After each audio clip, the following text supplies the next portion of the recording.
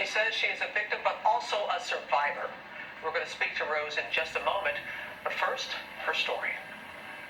She was one of the first to sound the alarm in Hollywood.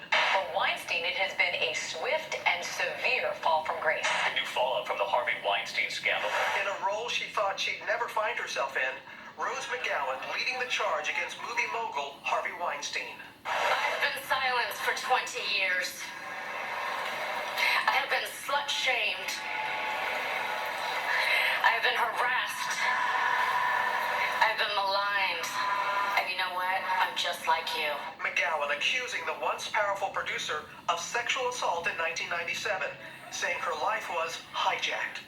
Determined to find her voice, McGowan took to Twitter last October to publicly call out Weinstein, tweeting, "HW raped me."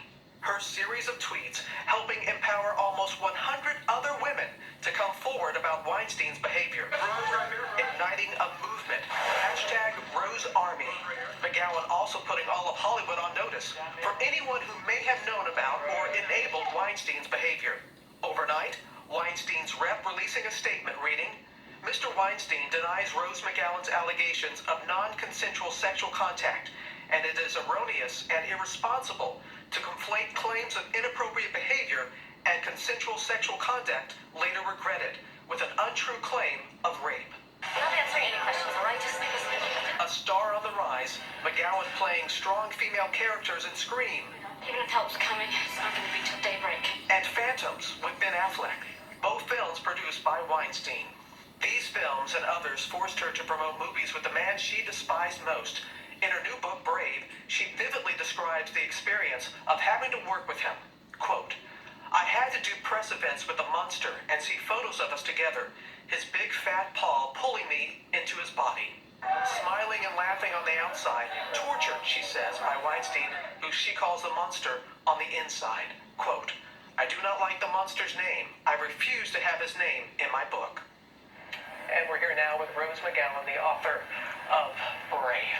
What a title. Right off the bat, you say it's not a tell-all, it's a tell it like it is book.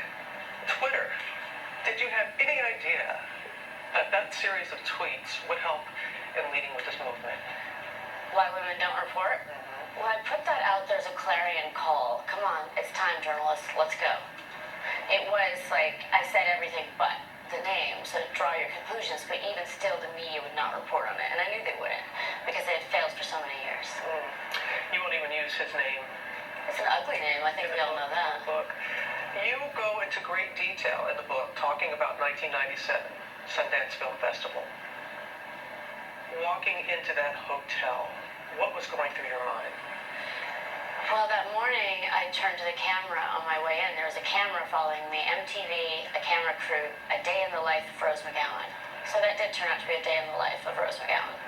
And I walked in, and for me, he's a sick person. He's a sick mind, but what about all the others? And there were so many. The machinery set up in every country he would go to for the handlers to hand him the victims, from starting with the agents and managers and ending up. And one of the things people don't understand about the hotel room specifically is people think it's like you open the door and there's a bed. These are people who wait the entire presidential suite. That means it's the entire top floor of a hotel. It usually has 3 offices.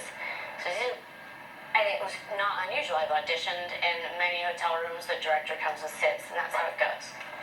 You talk about that fateful meeting, and you wrote about it, and talked about when you were leaving the room, and this is what you said when you walked out. You said, I feel a hand on my back, and it pushes me farther into the tiny, dark, incredibly hot room. Everything at this point happened so quickly, and yet so slowly.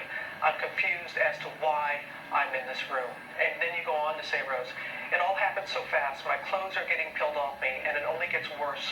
It only gets worse from there, what you wrote. Did you frozen, felt helpless? What were you feeling?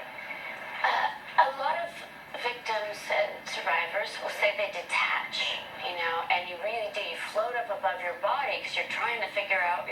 My brain was actually, literally, when he grabbed me, I was thinking, oh, I hope I still have lipstick on for the camera. So your brain's in another place, and all of a sudden your body is like, what? And this is not what I expected at 10 in the morning.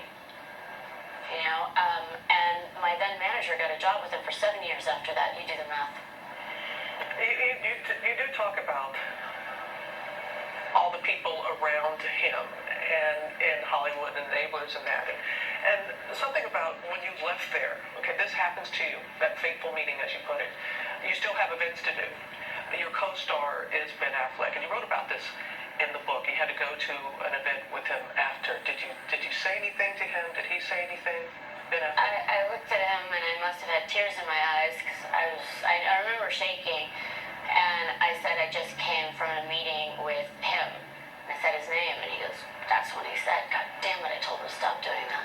And why I always remembered it was just so strange. Like things, when things happen to you, it's like you file it away for a later date to pick through because you analyze every single move that happened. And the complicity machine, I started hammering that word 3 years ago. 3 years ago, I was like, okay, let's go. Let's get smarter. 10%. I wonder if I can change the world by 10%. That was my goal. 10%. 10%. Ben